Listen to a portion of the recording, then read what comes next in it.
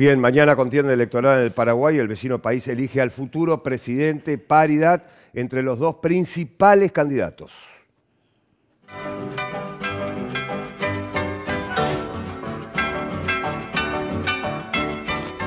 En unas elecciones ajustadas y con unas encuestas poco creíbles, Paraguay elige nuevo presidente este domingo en una sola vuelta sin balotaje.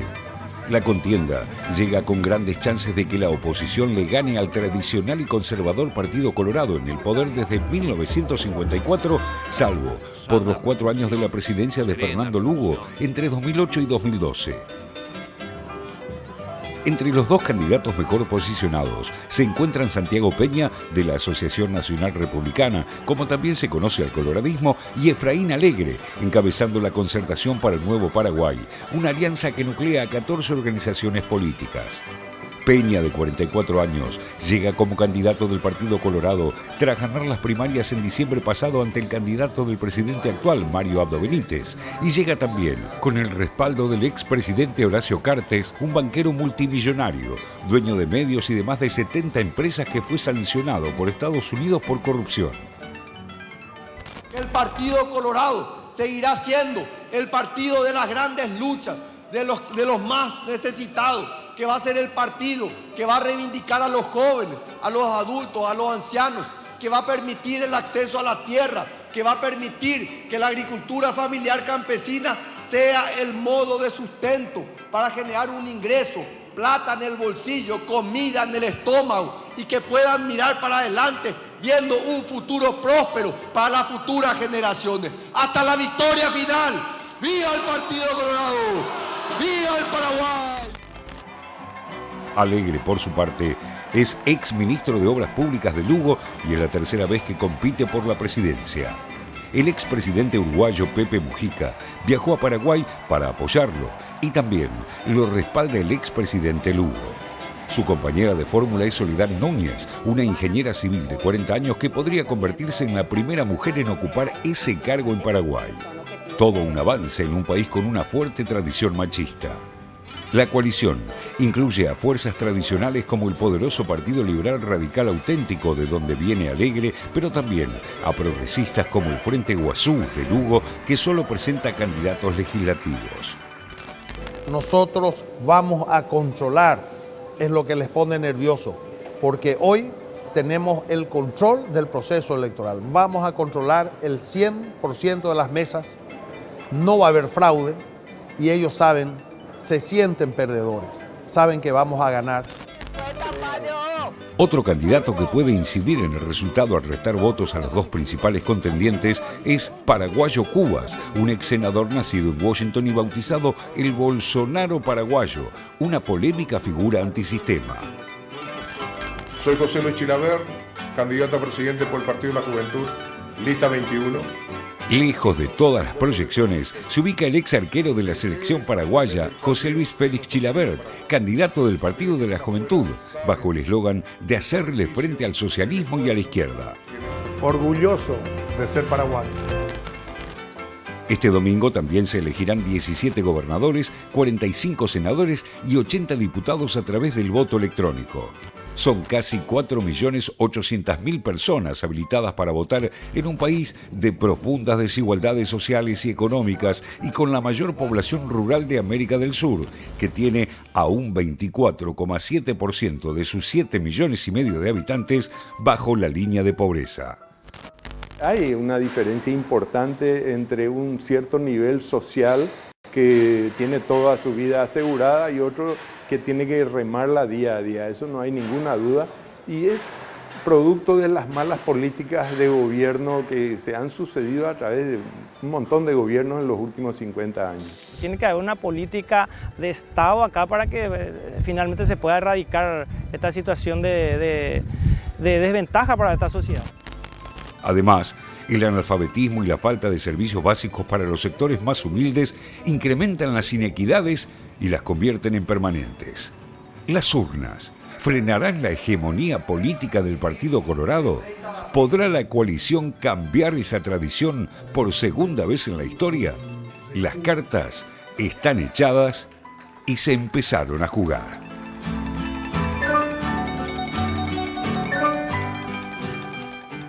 El informe La Palabra de los candidatos, pero también datos sociales y económicos de Paraguay. Sumamos más datos. A ver, población, casi 7,5 millones de habitantes, población urbana 63,3%, población rural 36,7%, tasa de alfabetización 94,02%. Seguimos avanzando con más datos. Lo económico, el 65% es informal de la economía del Paraguay, equivale al 45,9% del PBI. No es un dato menor, comercio transfronterizo entre el 1,3 y el 1,7% del PBI. Más datos, 7 de cada 10 trabajadores tienen un empleo informal. Esta es la realidad del Paraguay.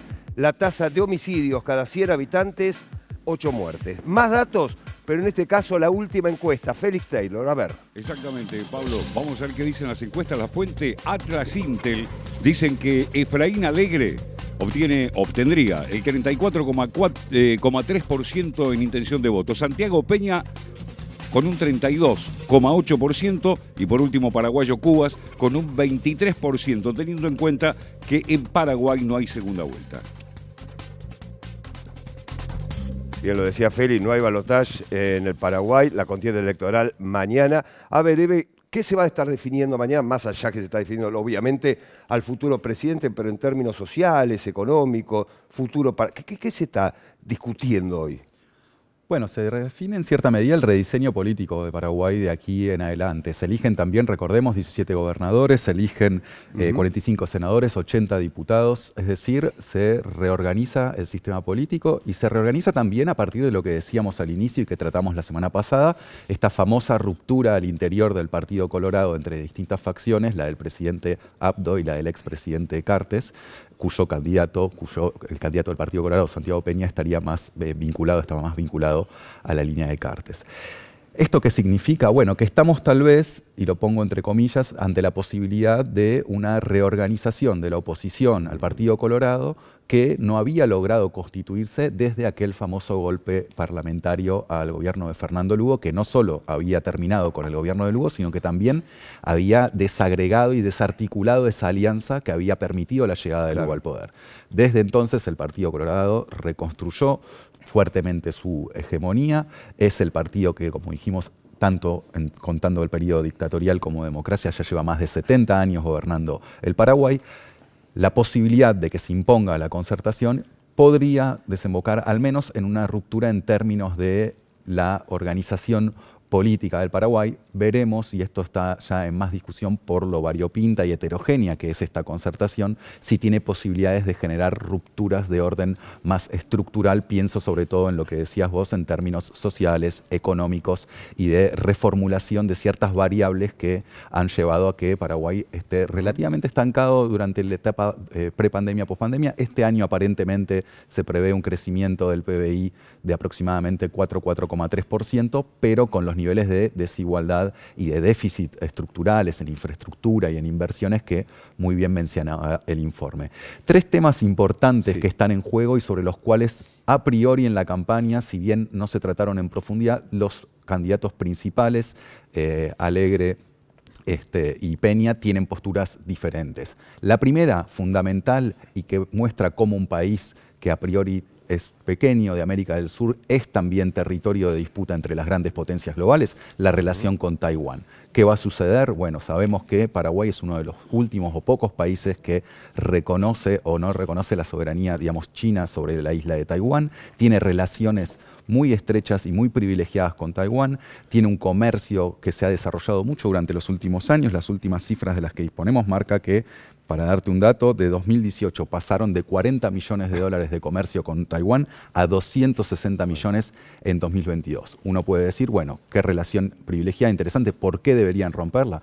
Bueno, porque hay un desafío mucho mayor para lo que es el complejo agroexportador paraguayo y ganadero exportador paraguayo, que ejerce una presión muy fuerte para la restitución de las relaciones con China, con quienes ellos estiman están perdiendo alrededor de 1.200 millones de dólares por año a raíz de reconocer a Taiwán y por lo tanto tener que recurrir a estrategias de tercerización para que sus exportaciones y sus productos lleguen efectivamente a China. ¿Cuál es la paradoja? Que el candidato que propone ese restablecimiento de relaciones, es efectivamente Alegre el candidato de la Concertación, al cual ciertos sectores también de la élite, por lo tanto económica paraguaya, están apoyando para el restablecimiento de esas relaciones. Segundo punto importantísimo, se cumplen 50 años del acuerdo de la represa de Itaipú. Recordemos, es la represa hidroeléctrica más importante de la región. Entre Paraguay y Brasil fue el acuerdo inicial para su implementación, para su construcción y para su funcionamiento, pero parte de ese acuerdo era que, gracias al financiamiento brasileño de la represa, durante un tiempo prolongado, Paraguay pagaría esa inversión inicial brasileña, vendiendo parte de la energía que le corresponde de forma por debajo del mercado a precios más económicos a Brasil. Este es un tema de conflicto hace muchísimo tiempo entre ambos países y todo hace pensar que una victoria de Alegre podría permitir que haya una suerte de renegociación tanto en los términos de los precios de venta como en posibilidades de que Paraguay pueda exportar parte de la energía excedente o utilizarla para sí mismo y por lo tanto fortalecer el crecimiento. Ultimísimo punto. La hidrovía, una cuestión estratégica también para los Estados Unidos en la región. Recordemos, más del 80% de las exportaciones paraguayas y buena parte también de las argentinas y brasileñas se mueven por esta plataforma logística fundamental para la región. Hace apenas unos meses, a mediados del año pasado, el embajador norteamericano en Paraguay anunció que los Estados Unidos iban a participar a partir de lo que se llama el plan maestro de la hidrovía, aportando ingenieros que son en buena parte ingenieros parte de las Fuerzas Armadas norteamericanas, ingenieros militares, digamos, en el rediseño del tramo de la hidrovía que corresponde al Paraguay, tema que no está exento de conflictos con países como por ejemplo el nuestro, que está negociando con países como China la posibilidad del dragado y de distintos trabajos a lo largo de la hidrovía. Tres temas entonces fundamentales para la región. A ver, una economía, como bien anticipaba Eber, que se está recuperando con datos, por cierto, interesantes, pero una situación social que no está yendo de la mano con esta economía recuperándose, Juan. Sí, una tendencia global, ¿no? Claro. También esto de que el PBI puede ir por un lado, ¿no? Sí, Paraguay claro, en ese caso es un país que, si uno lo mira en perspectiva, bueno, ya hace varios años, ¿no? Es un país que da mejores noticias que la media en términos de crecimiento económico, pero donde la cuestión social y sobre todo la cuestión social vinculada con la desafección, con la clase política, con los partidos políticos, ¿no? Creo que lo que ve uno hoy en Paraguay, viendo un poco el rechazo que están generando los principales dos partidos, sobre todo el Partido Colorado, pero también se marca una tendencia regional, ¿no? Por eso creo que es importante, un poco me quedaba con lo que decía Eber, esto de pensar cómo el Partido Colorado puede perder, ¿no? Digo, sí. Que no sería algo menor, un partido que, salvo por ese paréntesis de Lugo, gobierna hace más de 50 años en Paraguay. De vuelta, no sería algo novedoso en América Latina porque nos estamos acostumbrando a sismos bastante importantes, pero creo que sería algo importante. Seguiría de cerca y un poco se vinculaba con esto que te decía, ¿no? El hastío contra la política tradicional, cómo ha calado el mensaje anticorrupción. A Payo Cubas, ¿no? Este candidato outsider, que está tercero. Y no con poca intencionalidad de votos. Claro, que viene a encarnar esta suerte de Bolsonaro paraguayo, Milei paraguayo. Ahí podemos siempre trazar matices, pero en general uno, para simplificar, adhiere un poco a esa narrativa.